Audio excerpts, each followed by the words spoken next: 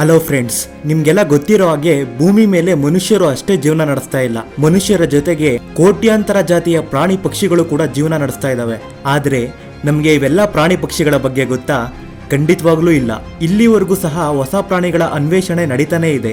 ಮತ್ತೆ ಕೆಲವು ಪ್ರಾಣಿಗಳಂತೂ ತುಂಬಾ ಅಪಾಯಕಾರಿ. ವಿಜ್ಞಾನಿಗಳ ಪ್ರಕಾರ ಇಲ್ಲಿವರೆಗೂ ಸುಮಾರು 20 ಲಕ್ಷ ಜಾತಿಯ ಪ್ರಾಣಿಗಳು ನಮ್ಮಿಂದ ಗುಟ್ಟಾಗಿ ಜೀವನ ನಡೆಸ್ತಾ ಇದಾವೆ, ಅದು ಕೂಡ ಭೂಮಿ ಮೇಲೆ ಮಾತ್ರ. ಸೊ ನೀವು ಯಾವತ್ತಾರು ಯೋಚನೆ ಮಾಡಿದೀರಾ, ಭೂಮಿಯಿಂದ ಕಿಲೋಮೀಟರ್ ಗಟ್ಟಲೆ ಆಳದಲ್ಲಿರೋ ಸಮುದ್ರದಲ್ಲಿ ಯಾವೆಲ್ಲ ರೀತಿಯ ವಿಸ್ಮಯಕಾರಿ ಮತ್ತೆ ಅಪಾಯಕಾರಿ ಪ್ರಾಣಿಗಳಿರ್ಬೋದು ಅಂತ? ಇವಾಗ ಸಾಮಾನ್ಯ ಆಳಗಳನ್ನ ಬಿಟ್ಟಾಕಿ ಮರಿಯಾನಾ ಟ್ರೆಂಚ್ ಬಗ್ಗೆ ಯೋಚನೆ ಮಾಡಿ. ಈ ಮರಿಯಾನಾ ಟ್ರೆಂಚ್ ಪೆಸಿಫಿಕ್ ಸಾಗರದಲ್ಲಿ ಇರೋ ಪ್ರಪಂಚದ ಅತ್ಯಂತ ಆಳವಾದ ಪ್ರದೇಶ. ಇದರ ಉದ್ದ ಸರಿಸುಮಾರು 2550 ಕಿಲೋಮೀಟರ್ ಇದ್ದು ಸುಮಾರು 11 ಕಿಲೋಮೀಟರ್ ಅಷ್ಟು ಆಳ ಇದೆ. ಅಂದ್ರೆ ಪ್ರಪಂಚದ ಅತ್ಯಂತ ಎತ್ತರವಾದ ಮೌಂಟ್ ಎವರೆಸ್ಟ್ ಕೂಡ ಇದರಲ್ಲಿ ಮುಳುಗೋಗುತ್ತೆ. ಇವಾಗ ಯೋಚನೆ ಮಾಡಿ, ಇಲ್ಲಿ ಯಾವೆಲ್ಲ ರೀತಿಯ ಪ್ರಾಣಿಗಳಿರ್ಬೋದು. ಈ ರೀತಿಯ ಯೋಚನೆಯಿಂದ ಪ್ರಭಾವಿತಗೊಂಡು ಈ ಜಾಗದಲ್ಲಿ ವರ್ಷಾನುಗಟ್ಟಲೆ ರಿಸರ್ಚ್ ಮಾಡ್ತಾರೆ. ಇಲ್ಲಿ ಇವ್ರಿಗೆ ಏನೇನ್ ಕಾಣಿಸ್ತು ಅಂತ ಕೇಳಿದ್ರೆ ನಿಜವಾಗ್ಲೂ ನೀವು ಶಾಕ್ ಆಗ್ತೀರಾ. ಖುದ್ದು ವಿಜ್ಞಾನಿಗಳೇ ಆ ಜೀವಿಗಳನ್ನ ನೋಡಿ ಭಯ ಬಿದ್ದಿದ್ರು, ಇನ್ನು ನಾವ್ ಯಾವ ಲೆಕ್ಕ? ಅಷ್ಟಕ್ಕೂ ಅವರು ನೋಡಿದ್ದಾದ್ರೂ ಏನು? ಖುದ್ದು ವಿಜ್ಞಾನಿಗಳೇ ತಲ್ಲಣಗೊಂಡಿದ್ದೇಕೆ? ಈ ವಿಷಯ ತಿಳ್ಕೊಂಡ ಪ್ರತಿಯೊಬ್ಬರು ರೋಮಾಂಚನಗೊಳ್ಳುವುದು ಯಾಕೆ? Let's see.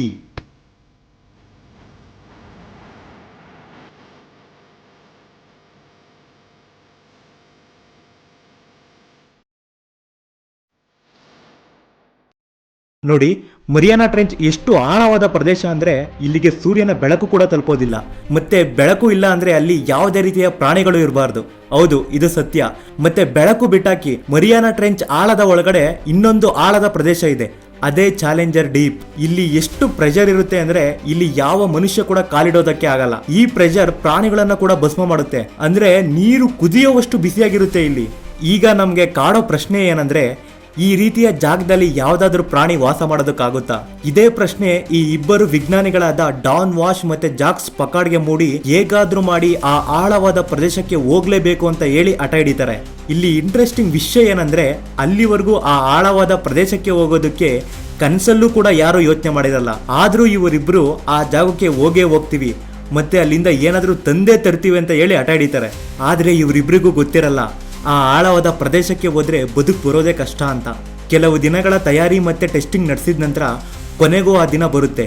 ಡಾನ್ ವಾಶ್ ಮತ್ತೆ ಜಾಕ್ಸ್ ಪಕಾರ್ಡ್ ಸಬ್ಮರೀನ್ ಒಳಗಡೆ ಕೂತ್ಕೊಂಡು ಮರಿಯಾನಾ ಟ್ರೆಂಚ್ ನ ಆವಿಷ್ಕಾರ ನಡೆಸೋದಕ್ಕೆ ಹೊರಡ್ತಾರೆ. ಅವತ್ತು ಜನವರಿ 23, 1960.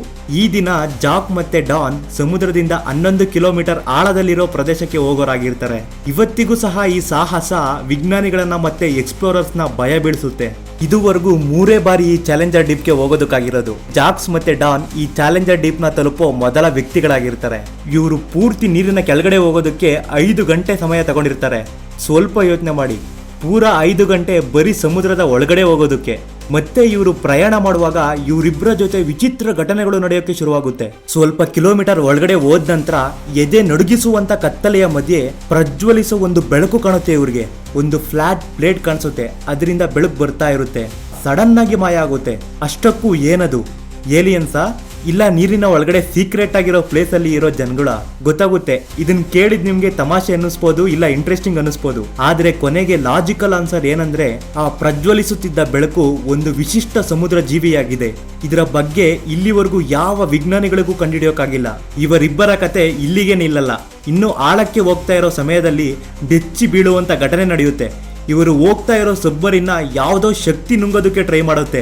ಮತ್ತೆ ವಿಚಿತ್ರವಾದ ಭಯಾನಕ ಸೌಂಡ್ ಬರೋದಕ್ಕೆ ಶುರುವಾಗುತ್ತೆ. ಆ ಸಂದರ್ಭದಲ್ಲಿ ನಾವಿದ್ದಿದ್ರೆ ಇಮ್ಯಾಜಿನ್ ಮಾಡಿ, ಯೋಚನೆ ಮಾಡೋದಕ್ಕೂ ಆಗಲ್ಲ ತಾನೆ.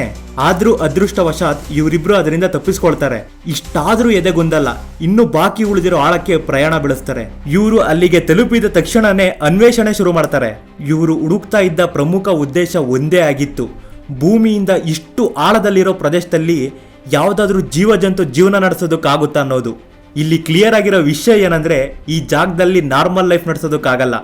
ಆದ್ರೆ ಬಯೋಲಾಜಿಸ್ಟ್ಗೆ ಗೊತ್ತಿರೋದೇನಂದ್ರೆ, ಬ್ಯಾಕ್ಟೀರಿಯಾ ಮತ್ತೆ ಅಮಿಬಾ ರೀತಿಯ ಪ್ರಾಣಿಗಳು ಅತಿ ಕಠಿಣವಾದ ಜಾಗದಲ್ಲೂ ಕೂಡ ಜೀವನ ನಡೆಸ್ತವೆ. ಡಾನ್ ಮತ್ತೆ ಜಾಕ್ ಕೂಡ ಇದನ್ನೇ ನಂಬಿದ್ರು. ಆದ್ರೆ ಸ್ವಲ್ಪ ಸಮಯದ ನಂತರ ಇವರನ್ನ ಹೈರಾಣುಗೊಳಿಸೋ ಸಂದರ್ಭ ಬರುತ್ತೆ. ಯಾಕಂದ್ರೆ ಸ್ವಲ್ಪ ಸಮಯದ ನಂತರ ಇವ್ರೆದುರುಗಡೆ ಒಂದು ಮೀನು ತಿಳ್ಕೊಂಡು ಬರುತ್ತೆ. ಆ ಮೀನು ಒಂದು ದೊಡ್ಡ ಪ್ರಶ್ನೆಗೆ ಉತ್ತರ ಕೊಟ್ಟೋಗಿತ್ತು. ಸಮುದ್ರದಿಂದ 11 ಕಿಲೋಮೀಟರ್ ಆಳದಲ್ಲಿರೋ ಈ ಪ್ರದೇಶದಲ್ಲಿ ಬದುಕೋದಕ್ಕೆ ಸಾಧ್ಯನಾ ಅನ್ನೋ ಪ್ರಶ್ನೆಗೆ ಖಂಡಿತವಾಗ್ಲೂ ಸಾಧ್ಯ ಅಂತ ಉತ್ತರ ಕೊಟ್ಟೋಗಿತ್ತು ಆ ಮೀನು. ಇದನ್ನು ಜಾಕ್ ಮತ್ತೆ ಡಾನ್ ಪ್ರೂವ್ ಕೂಡ ಮಾಡಿದ್ರು. ಇವ್ರಿಗೆ ಮೀನ್ ಅಷ್ಟೇ ಅಲ್ಲ, ಸುಮಾರು ಪ್ರಾಣಿಗಳನ್ನ ನೋಡೋ ಅವಕಾಶ ಸಿಕ್ಕಿರುತ್ತೆ. ಅದರಲ್ಲಿ ಜೆಲ್ಲಿ ಫಿಶ್ ಕೂಡ ಇದೆ. ಈ ಎಲ್ಲ ಅಬ್ಸರ್ವೇಷನ್ ಇಂದ ಪ್ರೂವ್ ಆಗಿದ್ದೇನೆಂದ್ರೆ ಕಂಡೀಷನ್ ಎಷ್ಟೇ ಕ್ರಿಟಿಕಲ್ ಇದ್ರೂ ಸಹ ಜೀವಿಗಳು ಅಲ್ಲಿ ಜಾಗನ ಕಂಡೇ ಕಂಡ್ಕೊಳ್ತವೆ. ಇವೆಲ್ಲ ಸರಿ, ಆದ್ರೆ ಇವರಿಬ್ಬರಿಗೂ ಕೇಳಿಸಿದ ಭಯಾನಕ ಶಬ್ದ ಏನು? ಅದು ಯಾವ ಜೀವಿ? ನೋಡಿ, ಸಮುದ್ರದ ಅತಿ ಆಳವಾದ ಪ್ರದೇಶದಲ್ಲಿ ಜೀವನ ಸಂಭವವಿದೆ, ಆದ್ರೆ ಇಲ್ಲಿವರೆಗೂ ಅಲ್ಲಿ ಯಾವ್ಯಾವ ರೀತಿಯ ಪ್ರಾಣಿಗಳು ಬದುಕ್ತಿದಾವೆ ಅನ್ನೋದು ಯಾರಿಗೂ ಕೂಡ ಗೊತ್ತಿಲ್ಲ. ಸಮುದ್ರದ ವಿಜ್ಞಾನಿಗಳು ಹೇಳೋದೇನೆಂದ್ರೆ ಚಾಲೆಂಜರ್ ಡೀಪ್ ಅಲ್ಲಿ ಪ್ರಾಚೀನ ಕಾಲದ ಶಾರ್ಕ್ ಕೂಡ ಇರೋ ಸಂಭವ ಇದೆ ಅಂತ. ಇದು ಆಕ್ಚುಲಿ ಭಯ ಬೀಳಿಸೋ ವಿಷಯನೇ.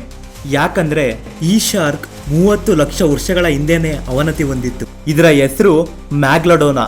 ತುಂಬಾ ಭಯಾನಕ ಫ್ಯಾಕ್ಟ್ ಏನಂದ್ರೆ ಈ ಶಾರ್ಕ್ ತುಂಬಾ ವಿಶಾಲವಾಗಿರುತ್ತೆ. ಉದ್ದ ನೋಡೋದಾದ್ರೆ ಸುಮಾರು 18 ಮೀಟರ್ನಷ್ಟು ಉದ್ದ ಇರುತ್ತೆ. ಇಮ್ಯಾಜಿನ್ ಮಾಡಿ, ಡಾನ್ ಮತ್ತೆ ಜಾಕ್ ಇದ್ದ ಸಬ್ಮರೀನ್ ನುಂಗೋದಕ್ಕೆ ಬಂದಿದ್ದು ಇದೇ ಮೆಗ್ಲಡೋನಾನ ಅಥವಾ ಯಾವ್ದಾದ್ರು ಬೇರೆ ಪ್ರಾಣಿಯ ಕೈವಾಡ ಇತ್ತ? ಇದಕ್ಕೆ ಉತ್ತರ ಹುಡುಕೋದು ತುಂಬಾ ಕಷ್ಟ. ಸಮುದ್ರದ ಒಳಗಡೆ ಇರೋ ಪ್ರಪಂಚ ನಮ್ಮೆಲ್ಲರ ಊಹೆಗೂ ಮೀರಿದ್ದು. ಇದರ ಬಗ್ಗೆ ಏನೂ ಕೂಡ ಹೇಳೋದಕ್ಕೆ ಆಗಲ್ಲ.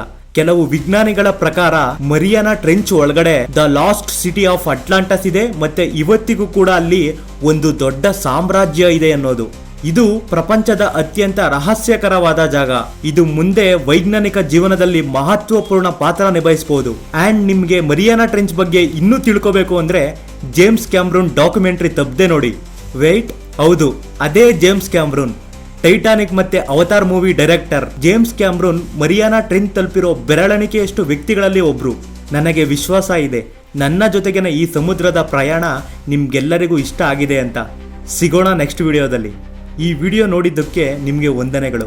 Take care and good bye.